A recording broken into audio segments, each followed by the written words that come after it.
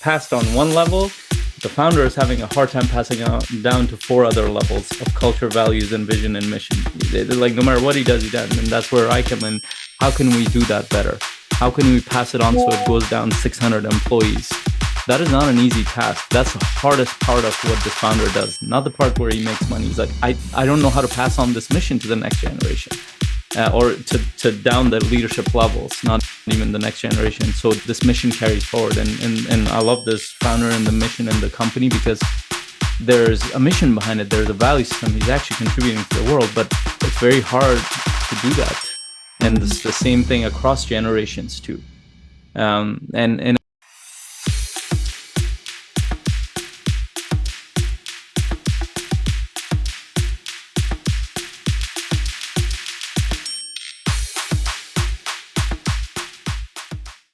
so we're gonna go into training mode, and as I was sharing with Fitsum, this training is inspired by Fitsum. She shared a LinkedIn post with me, and it's one of those topics I've thought about it a lot, and my clients think about it a lot, but I've never, for some reason, done any kind of training because one, the topic is very big. But I love that article that Fitsum shared, and I even went through all the comments in the bottom to just see how are people thinking about this, and there were actually quite a few insightful comments and how it shows up for us. And as I shared in the email, even if you're not thinking, and I'll share the topic in a bit, I want you to if you didn't read it, to hear the surprise, and it's like, what is it about?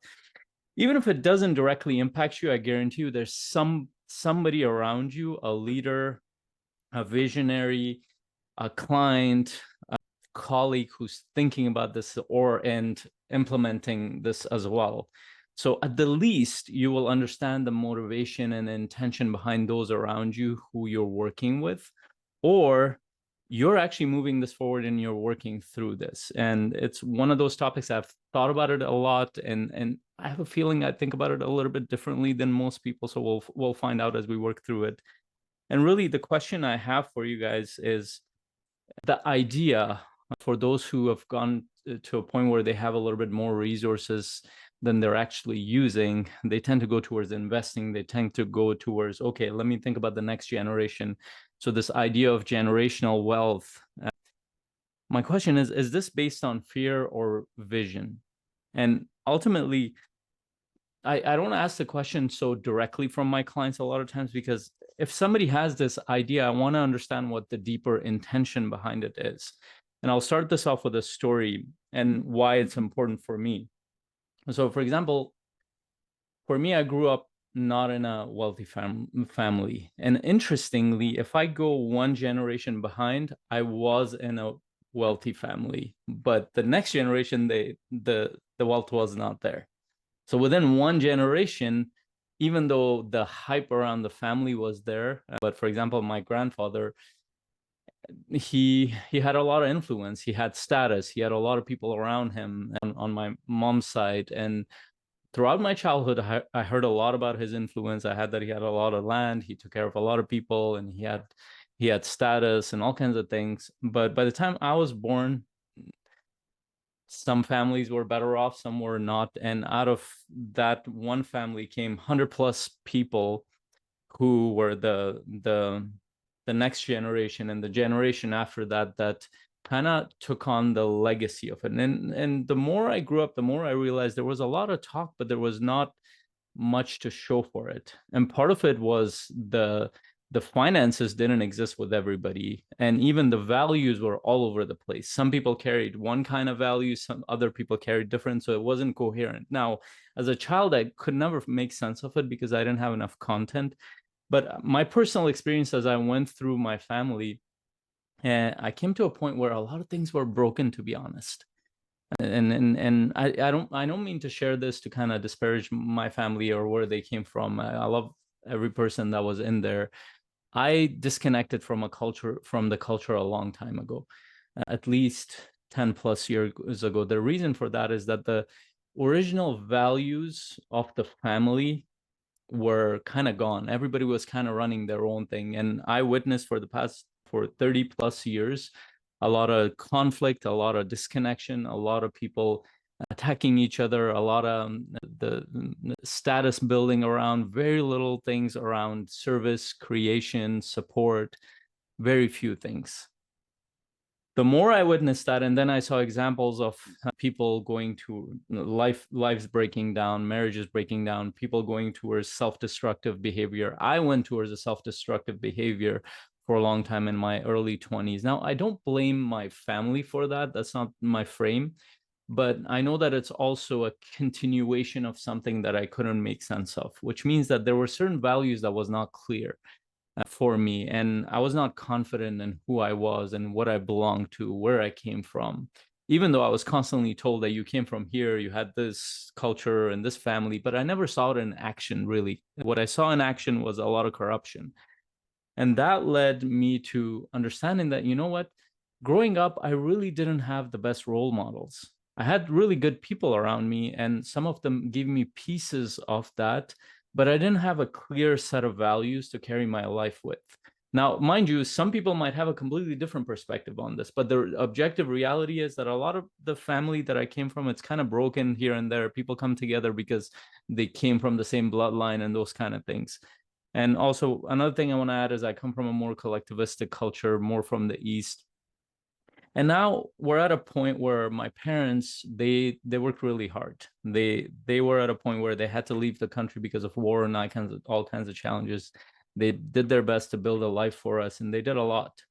And I think the most important decision they made was from a resource standpoint was bring us to this side of the world, and that was the one support structure they had from the family. They sponsored us, our family sponsored us to come over to Canada, and that's where within one generation we went from living a poor lifestyle to above average, and we're on the way to creating a lot of resources. My siblings, cousins, all kinds of people, they are owners of firms, owners of businesses. They're creating really good lives. And then I've thought about this for a long time. So what does that mean for the next generation? Now we're at a point where now we've created a lot of resources. With resources comes comfort. With comfort comes letting go of motivation, vision, purpose. And what do I want to carry forward, and what do I observe with other people that are carrying lots of things forward? And before I move forward, I want to give some examples of people who have actually created generational wealth and cultures that have worked, and you guys can research it on your own. I've looked into this for a little while. There are so many examples. So for example, a couple of examples of families who have been able to carry generational wealth, and I want to talk about redefining what that is, but just from a financial and cultural standpoint, we'll talk about what that is think of Rothschild's family, Rockefeller family, Walton family that's connected to Walmart. These families have been able to hold it anywhere from 3 to 6, 7 generations of wealth. And a lot of people might think, oh, they were really smart with money. That's not what happened. When you dig deeper, you'll find out there was a lot of culture building, a lot of vision building, a lot of leadership and education that happened in that process. Now, the other side of it is you can also look up families like Vanderbilt family, Gucci family, Hartford family, Hilton family. These are the families who were, even though they had the resources, they were not successful in passing on the education, the values, the culture, the leadership, those kind of things. Now, like I mentioned in the beginning, you might not be thinking about this so much in this sense, but I'm going to encourage you to redefine wealth for one thing. And I'll start with my definition of wealth. The more I've thought about this, the more I've realized just studying history, just going through my own journey. And I'll give one example. In the Golden Age in Greece, a lot of people considered passing on wealth as a negative thing. And there was a wisdom behind that when you pass on wealth, resources, that equates to power. With power comes responsibility. If the person can hold that responsibility, it's almost certain that they will go towards corruption.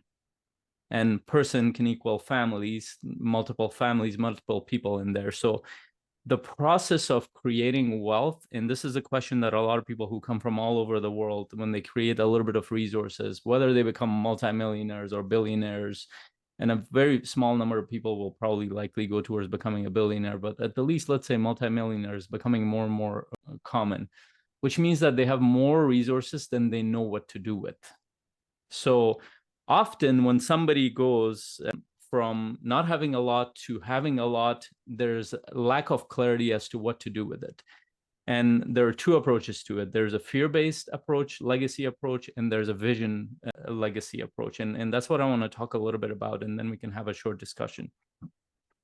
Here's what the fear-based legacy approach looks like. A lot of people who come from not much, and you will see it around you in families, when they don't have much, what do? They pass on all kinds of gifts and material things, like you should have more, giving their kids and other people more and more and more, until they realize that they're getting more and more comfortable. And I've seen this with my own clients, where some of the worst things for them is that when their son or grandchildren comes to them and asks for a lot of money, they have a lot of money. Money is not the issue, but the problem is that the pain that they feel is that they weren't able to pass on the message that with the money, which equals energy or power or responsibility, power or force, comes a set of responsibilities. They understand that they can have the resource and power, but they don't understand the responsibility. And the leader who's sitting there, if that founder or leader is alive, the head of the family is alive, they have so much pain around it, and it's hard for them to admit that they were not able to pass on the real message.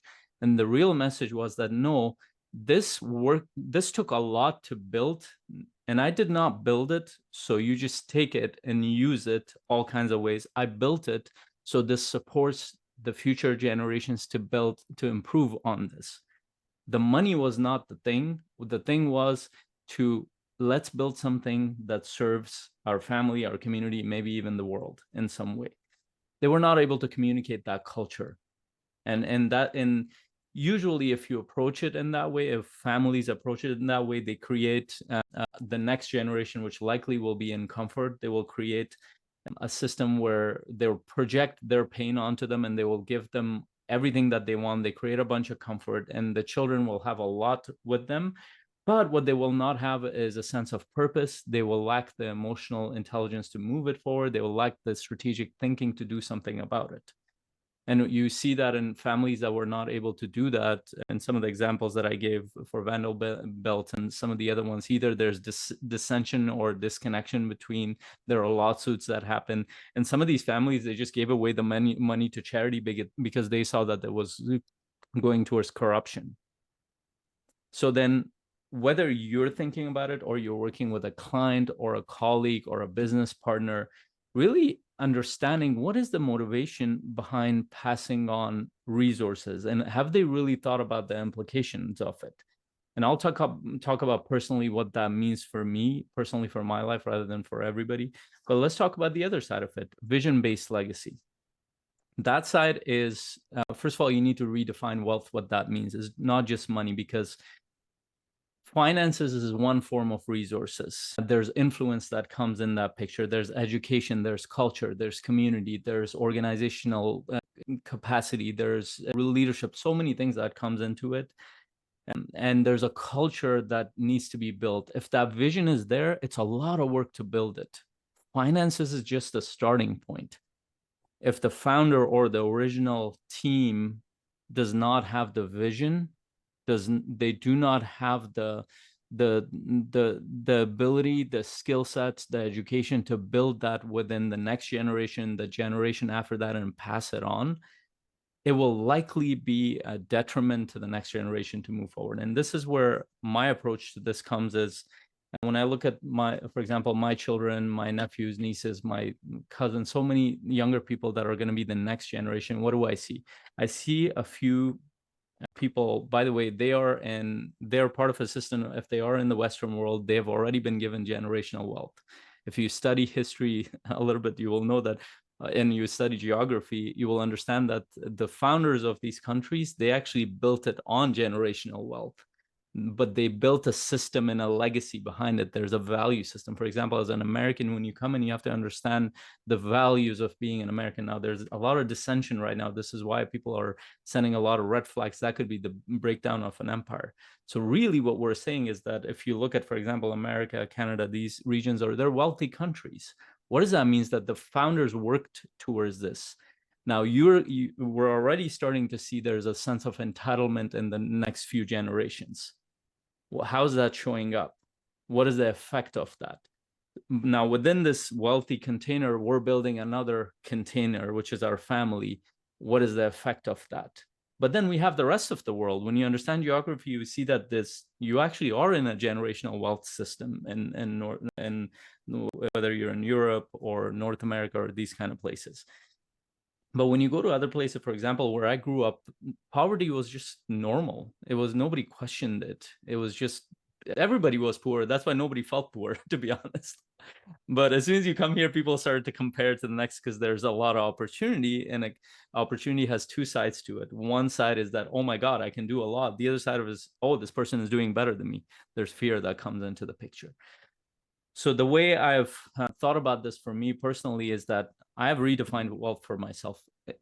Just looking at what has happened so far in my family and what's going to happen in the next year, I know there's going to be a lot of wealth that will be built. By the time my kids grow up, there will be wealth, resources, and they will be much more comfortable than we were, much more comfortable. But they also have much bigger challenges with the complexity of the world. Now, I would look at myself as a very irresponsible parent if I just hand over a bunch of cash or money or assets to my kids and say, hey, take it, do whatever you want with it. It comes with a huge responsibility, and that starts early on, I think, in childhood. And this is where my approach is a little bit different. Yes, I am going to build wealth. Much of it we're likely not going to use in our life. Much of it will have a purpose associated with it. How can we build a family, a community, and organizations that serves better purposes? This is part of the reason why I want my kids, my family to be involved in what I do. This is part of the reason why I take them to my events. This is part of the reason why I tell them what I do. This is part of the reason I show them how I wake up and how I do things, what my values are. Now, for example, one of the things my 9-year-old daughter, the other day said that I really loved, and she said it herself. We were just sitting around, we were talking about different families because she was observing how different families in our community or behave a little bit differently, and she's starting to observe. And I was just answering her questions or having a conversation with her. She's like, you know what I love about you guys? She was talking about my wife and I. You guys are so quick to admit your mistakes. And I love that so much. It was like, oh, it just hit us. I'm like, she's noticing that, because when we make a mistake, we yell at her or we do something stupid. We're like, no, you know what? That's our fault. But she wasn't noticing that in other parents around. She's like, I like, that's really cool. You guys are doing that. And this is a 9-year-old, so it's already built into a value system in her. And a lot of values are built by, and by the way, it's not just human beings. Mammals teach by modeling, by showing how you live. That means the way we interact with our spouse, the way we interact with other people, the way we interact with the world. Our kids are watching it like a hawk. Our other little, even if they're not your kids, other people, other kids around you are watching you. Other younger people, young adults are watching how you're doing it. And they're subconsciously picking up on how you do it. Human beings have another advantage, which is communication through words and ideas and symbols and so many complex things that other animals don't. So we add on top of that the complexity of thought and the complexity of vision, the complexity of creating a culture and value system with words, which means that I can not only model it for my kids, but I can sit down and have a conversation with them. Hey, here's what we're building, and this is why it matters, and this is the meaning behind it. And when they see it in action, that changes. So for me, wealth gets redefined not just as resources, but financial education and how they manage themselves, how I manage myself. My kids need to see that I'm struggling like a human being and I'm learning and I'm growing. They also need to see that I'm growing as well. They also need to see that I'm committing to this thing. They also need to see that I'm tackling bigger and difficult things. They also need to see that I'm learning to manage the difficult situations in my life. They also need to see that I get to work with other leaders who are just as powerful as I am. That's why my kids see me with my clients, with my partners, with other people. That's why my kids see me with all kinds, not just my kids, but other younger people. And I'm sharing my experience so you understand how I've redefined this. And there's a culture that needs to get built. And for me and my family culture, there needs to be curiosity in what we're doing. I can't, one of the highest values I think I have is that I cannot push down their curiosity. I don't care what they question. I don't care if they question God. I don't care if they question my sanity. I don't care if I want them to question. It's a harder way to approach things, but I want them to push that to keep that with them. I want there to be a culture of service. That means we're serving each other. We don't just do things for ourselves. We do things for each other and for the greater world. There's a culture around that. There is a challenge. I want our life to be around awareness. We're challenging ourselves to grow. And I want them to see that that's the struggle we're going through, whether I share that through stories or the way I show up in the world, the way they see me struggle. I don't want anything hidden. I don't even like the idea of hiding our arguments in front of kids. I understand that as a coach because I know it can create trauma, but I want them to see from the arguments to resolution, what is the journey here? I want them to see the difficult path of building relationships. But in the modern world, that's not a fancy idea because, well, you're going to traumatize them. No, that's not the world that I came from. I came from a world where I saw people, to this day, I see people who come from war-torn countries, from all kinds of walks of life. They built amazing lives with the trauma that they have. Now, I'm not saying that we don't need to heal that, but human beings have a lot of capacity, much more than most people credit them for in the modern world. Again, I'm sharing my thoughts around how I'm redefining generational wealth. It needs to come with values. It needs to come with models. It needs to come with, yes, some resources, but the resources I'm thinking very limited to, yes, they need to get good food, good education. Past that, I tell them directly, I tell my kids, anything outside of feeding you and taking care of your education needs, everything else is a privilege. I can take away your education. You're traveling tomorrow. That's not your right. And when they wake up every morning, my 5.5-year-old, my wife thinks the same way. She's trained them to work on chores. They cook, they clean, they do stuff. We're all part of a family, part of a community. That is education. That's modeling. We all work together to build something. So there is no chance for comfort. And my hope is that as we do this, they pass it on to the next generation. And if there is some kind of wealth that's built, it will likely be, and from my perspective, it's going to be in a trust that only gives it for purposeful causes, whether that's within family or outside of the family. Not somebody just inheriting money for the sake of inheriting money to be comfortable. And then, at least in my experience, the more people just give away things without somebody earning it, it creates problems because there's an entitlement that comes with that. Now, the only caveat is I think there are certain things like health, good food, education, those can be rights for human beings, but anything past that or luxuries, that's by choice. There's a lot that I can speak to this, and we have a few minutes left, and even this I had to really condense it down to whatever I could in terms of stories. But really what I wanted to leave you with is, it's not important what I think, it's important how do you think of wealth, and how does that gets passed on in the next generation, in your community and your organization, wherever it is. Whether you're building a company, whether you're building a family community, it needs to come with a vision, it needs to come with a culture, it needs to come with a set of principles, value system, governance, roles and responsibilities. That is across the board, whether you think of empires, organizations, communities, families, all of it. And most people forget that in small families. And they think the solution is more money. They think the solution is more finances. It's not. That's one piece of the solution. I'll leave it at that. I'd love to hear your thoughts around this, and I'm fully open to contrasting ideas, different ways of approaching this. So I'm not sharing this in the sense to say that I know all the answers. I just know some things based on my experience and what I've learned from my clients and from other amazing people that I've been a part of and what I've studied. Beyond that, I'm completely open to changing my mind and growing in a positive direction. And at least my intention is to grow with vision, intention, and awareness rather than with fear and passing on things that does not really necessarily support people, but it sounds like a cool idea to build generational wealth. I'd love to hear some thoughts and insights. If you enjoyed that video, make sure you click on this video or this video. It will serve you to move your growth journey forward. I'll see you in the next video. Bye.